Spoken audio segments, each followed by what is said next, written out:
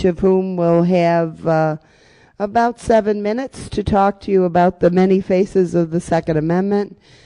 Ken Blanchard, Doug Ritter, Eric Royce, and Linda Walker. And we'll do you folks in that order unless there's some objection. I'm gonna let the Reverend Ken start things off. Good morning. Good morning. Oh, we got to do better now. Good morning. All right, make sure everybody's still awake. Thank you for the 117 of us left. I'm representing all the black people in this shoot. That's funny, right? That would make me the HNIC.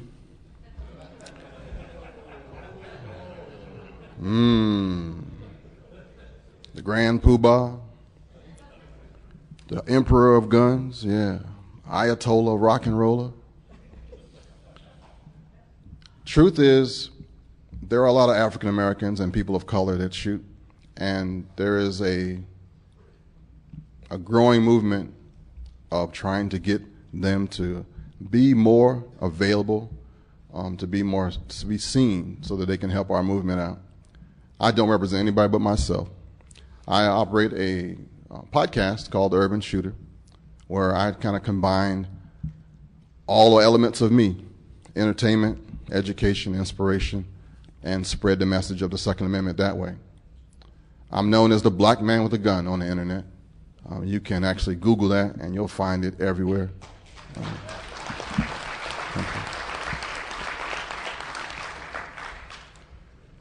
It's been a nice role in the last almost 20 years now since I've come along. My first GRPC in '94. I've learned a lot. I come here actually for you guys. You don't get a lot of money for coming to a GRPC. So I actually come for the networking. I come to meet new friends. I come to learn stuff. I come to get inspired, to take some of the stuff that you do my way. I kind of put the social in media. I'm really, really, really social. I use all of pop culture's tricks. I will talk about basket weaving, and he'll end up talking about M16s. I'll go off on a tangent, but it's coming back to the Second Amendment, and I do the same thing when I preach. So I go for the wide stroke and then focus it in. That's how we do it. If you are interested in figuring out where you're going to find African Americans to join your groups, I can give you 5 real quick.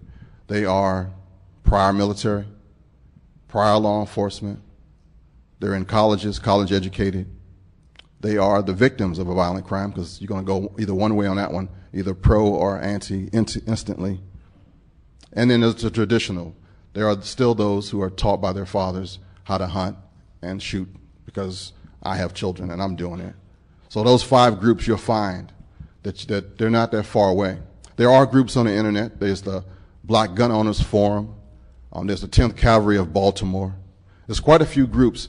And even though I made a joke that I was the Emperor or the Grand Poobah, the head Negro in charge, because I put that little moniker on the website that I'm Black Man with a Gun, I am connected to just about every group in the world. Even the Black Gun Owners of South Africa talk to me every once in a while. It's a weird spot to be in. And sometimes you wonder in a setting like this, where everybody? Everybody's, where they're missing, where they at, what are they doing? You got to understand, our culture has been the same for a long time. I learned early that the color of a man's skin didn't mean much. It's the content of their character. That thing had to be taught to somebody. It's harder to teach that than it is how to read and how to write. It depends on the venue. Sometimes if you are, like Chicago had a lot more African Americans in it, the GRPC there had a lot more there, because there's a group that's national to there. Florida, I'm not sure about Florida. I know there's a big group. We have groups in St. Louis, New York City, Georgia, South Carolina, North Carolina in particular, and Maryland, that there'll be big groups. Texas, California, the really big states, they're spread out, so it's kind of hard to pinhole people. But There's even folks in Detroit. I got a friend by the name of Rick Ector that's doing some phenomenal stuff. And Joe asked me to share a little bit of what he's doing. Anybody know about Legally Armed in Detroit? Laid. Right? He got that thing down to a science. What Rick has done is Rick has taken his love of freedom and teaching and reaching people, and he's branched out in the area that he's familiar with. He uses little charisma, and he does a lot with women empowerment. So in his last, maybe like 2 months ago, he had a weekend he called the Women's Empowerment Seminar, where he talked about not being a victim, and it led to concealed carry, open carry. And then during that same time, he had an open carry dinner that I had a privilege of being a guest of. And he wrapped it into a shoot. And he worked it all in so that once he got their attention, once he got their physical presence, he gave them the same information that we do all the time. That's just one guy making a difference in a place that you didn't even think might have a big, strong following. But Rick has probably a good 300 women alone in his group. We had a really nice dinner. It was an open carry dinner in Detroit. That was phenomenal. And he did it different. See, when you know your audience, you tend to work toward it. And he had a live jazz band, blues band there that night. Had dinner, had some serious soul food. Had a Detroit singer. Messed me up. I got up and started singing too. But just like we have Madison Rising here, and we're starting to expand, that's how you grow your organization. You can't do the same thing and expect a different outcome. You're going to have to branch out sometimes. Even on my podcast, I've become really familiar with Willie Nelson. I sing probably one of his songs once a month on my show, which my wife's still shaking her head. Can you imagine a house where there's teenagers upstairs and there's news playing, and then down in the basement, there's a guy singing Willie Nelson with soul. I mean, he's going for it. Like he was on stage with 1,000 people. And then the dog sometimes howls in the background. That's me. But each one of us has a gift to do something. Each one of us can reach out to somebody, and it only has to be one. Sometimes you think, well, I can't talk to somebody. I'm different. Yeah, you are different. But I guess you don't understand that each one of us has something that somebody else likes. Nobody's by themselves. You can share that, and it'll grow. And now the tools are even easier. Between Twitter and Facebook, you can get a friend in a minute. Might not even know their name and the real name, but you can get a friend. That's how we can grow our movement in more than just colors and ethnicities and languages. Because if you can read, if you can tweet, if you can talk, if you can sing a song, you can reach somebody else. And that's how we are doing it. These different faces of the movement are all being done using the tools that we have. Nothing fancy, no fancy chemistry or anything. No secret to my success. Just be you. I used to think you had to be rich or something. No, just being you is good enough. If you want to contact me, my email address is blackmanwithagun@gmail.com. I welcome the email. I love the exchange. I'm looking forward to talking to you the rest of this year, and I hope to see you next year. God bless. Thank you, Ken. And we're going to bring Doug Ritter up now. Doug?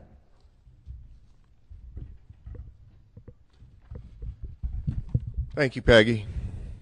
My name's Doug Ritter. I am the founder and chairman of Knife Rights.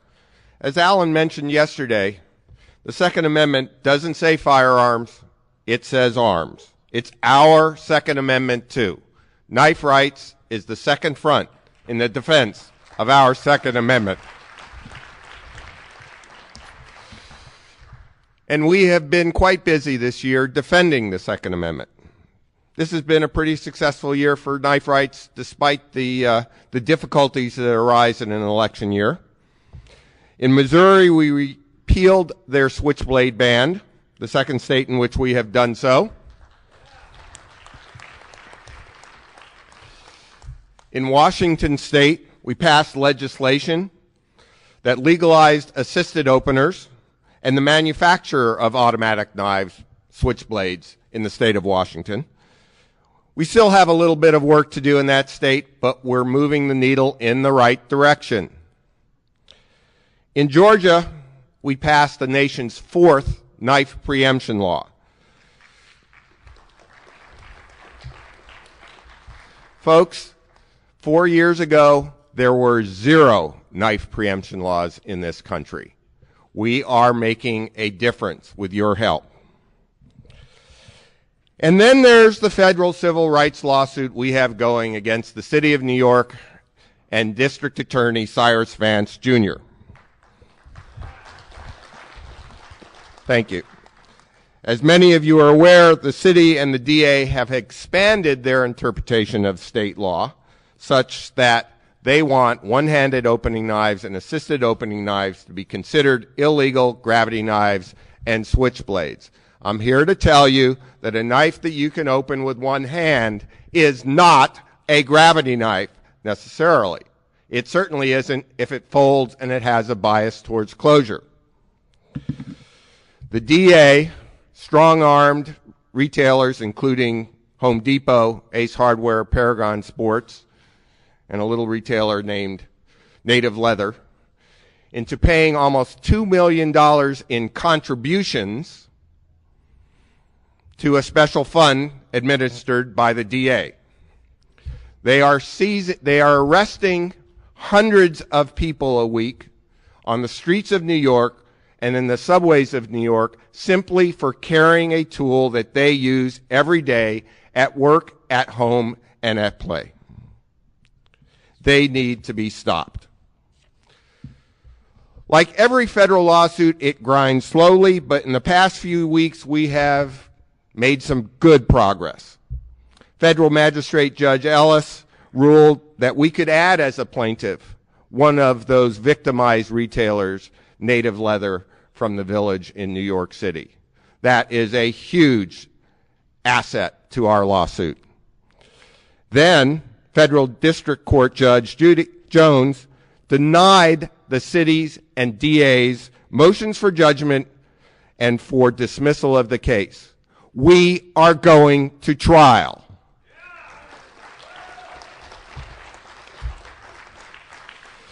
Not that this will stop the city and DA from working to further delay things, but despite their attempts to make this case go away, DA and New York City are going to be held fully accountable in federal court for their disgraceful attempts to demonize the most widely used and owned pocket knives in America as contraband and to intimidate honest knife retailers into no longer selling these knives. We are going to win.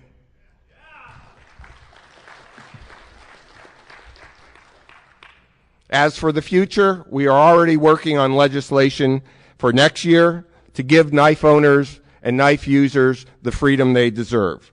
I urge you, please visit kniferights.org, become a member, make a donation. With your help, we will continue to ensure that our kids and our grandkids and our great-grandkids will still be able to carry a knife daily, that our knife rights will not remain abridged. Knife rights is the second front in the defense of our Second Amendment. Thank you.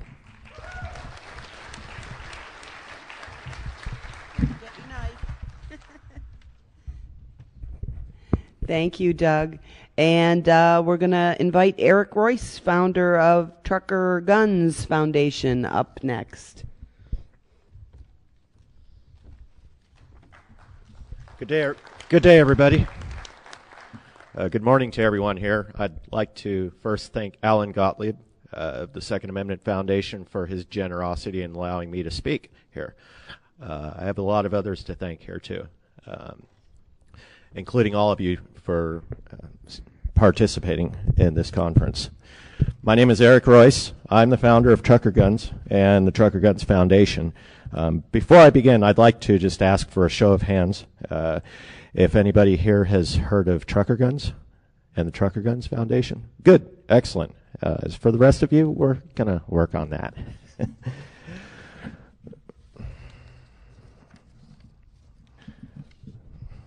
Pardon me. I'd like to talk about the trucking industry by addressing a few myths. Since the beginning of civilization, there have been many myths which have plagued us for a very long time. For example, back in the 14th century, the vast majority of ancient cultures believed that the earth was flat. And if one believed that the earth was not flat, they were labeled a heretic and they were barbecued. Well done. Today, we have a myth that says that there's a federal law that prohibits truck drivers from being able to carry a firearm in their truck.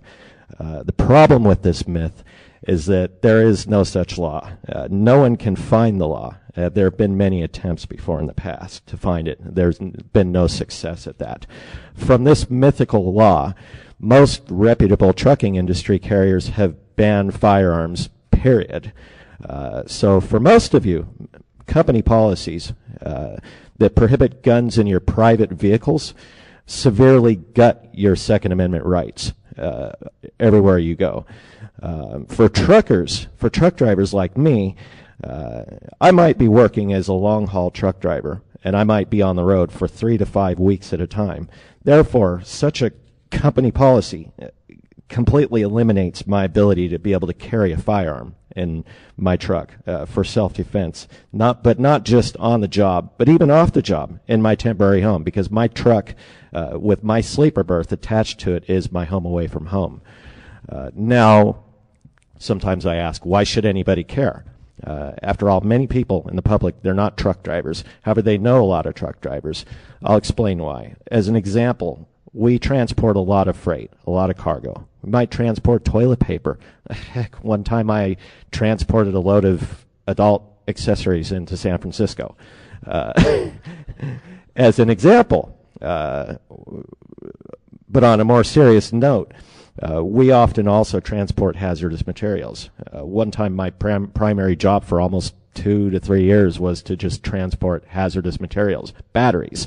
That could be very dangerous.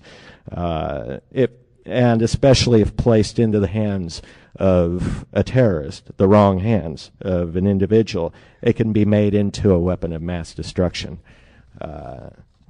Now, I realize that we have a fine agency to deal with that sort of thing, called the Department of Homeland Security. They're, along with the TSA, or better known as the Airport Gropers Association, they're doing an extremely fine job at the airport and everywhere else. A fabulous job at keeping terrorists out of our company, especially from the southern border. Now,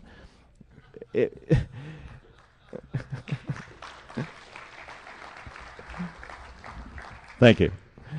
Now, do you, as an example, does any of you think that September 11th, the attacks of September 11th, would have been any different and had a different outcome if our airline pilots were armed at the time?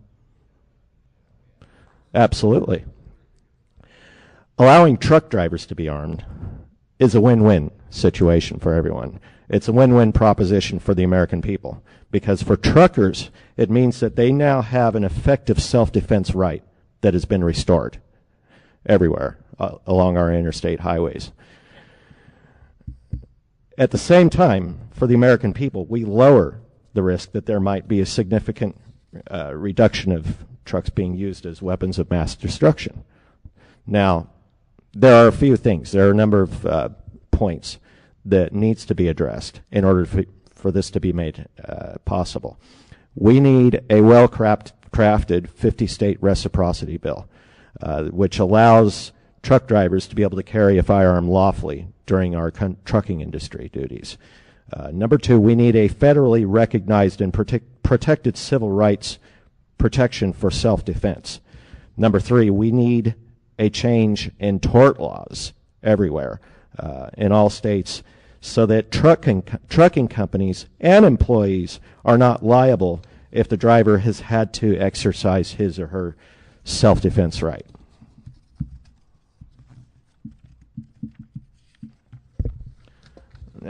Now, people, friends, my time is limited here, so at this point of closing, I'd like to make it known that as an organization, Trucker Guns Foundation and truckerguns.net is still in the building process today. How far I can take Trucker Guns really depends on how many folks I can get on board to really step up with me and work together. So please, everybody, check out Trucker Guns and Trucker Guns Foundation.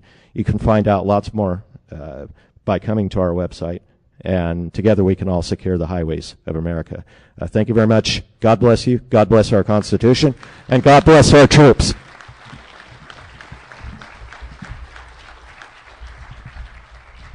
Thank you, Eric. And our last speaker on this panel is Linda Walker, a board member of the NRA and an Ohio activist. Thank you. Linda?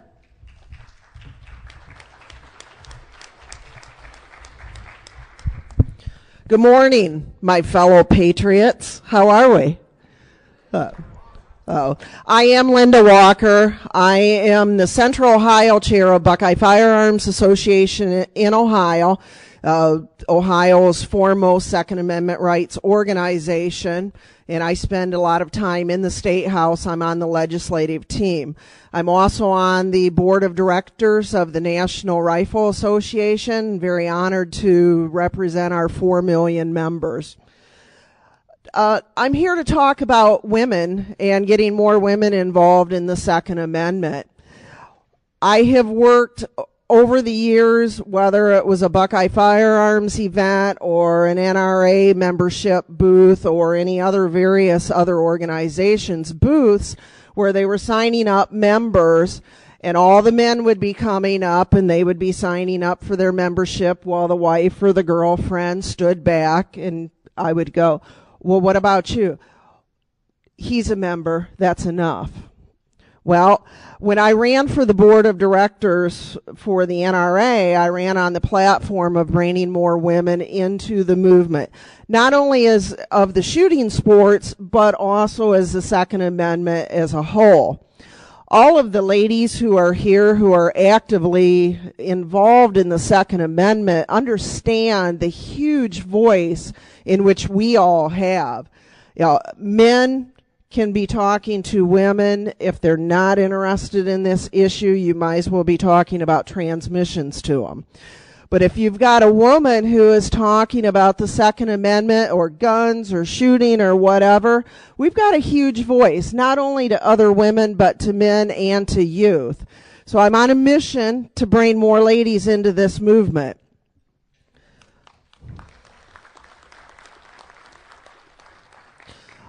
I've always said I'm also a certified instructor, and I've always told my students, if you can get the wife/mother involved, you will have the entire family involved in the movement. So, ladies, we've got a job out there to do. So, there's one thing I want to point out. Everyone wants to feel a part of something. You know, there's a reason why we are a member of SAF or a member of NRA or a member of insert your organization's name here, because everyone wants to feel a part of that. Oh. In fixing my mission here, I put a small focus group together. I invited probably 10 ladies across the country who I know that are involved in the movement, and then one man. This one man doesn't quite think like a lot of others. He's full of ideas. And I put out there to him, what is a woman's vision of a Second Amendment rights organization? And overwhelmingly it came back as being the Good Old Boys Club. We've got to fix that. You know, it's not the Good Old Boys Club anymore. The shooting sports segment, women are the fastest growing segment of shooting sports. It's not the men, it's not the youth, it is the women.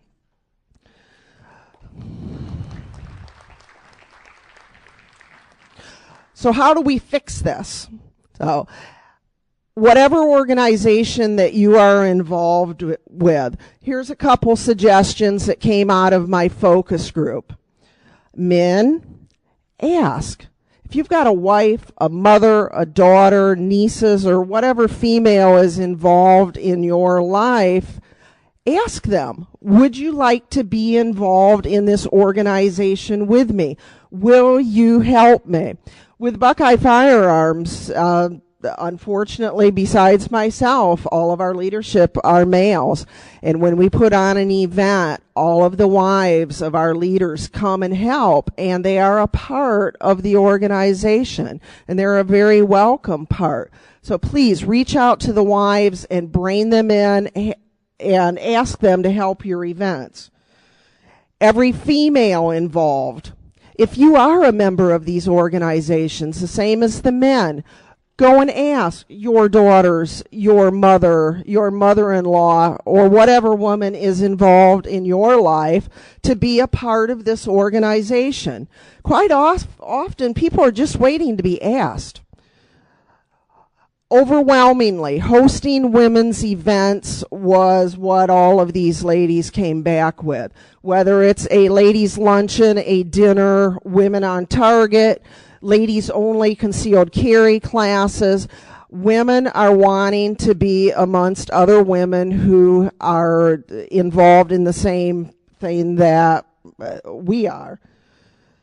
Reach out through social media. Facebook, Twitter are a fantastic way to reach out to other women. I have countless amounts of women who I have met through my Facebook page and had never met them personally who are involved in this movement. Do a huge advertising push.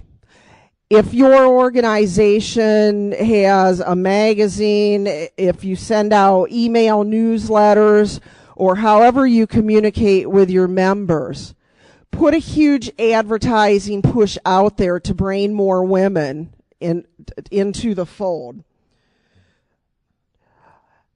Recruit more women to work your events. If you're working a membership event or whatever type of event, a lot of women, and I found that as an instructor, they request the ladies only classes because they feel intimidated with being with other men and they don't want to look like idiots. If you've got more women who are working these events, they're going to feel more comfortable.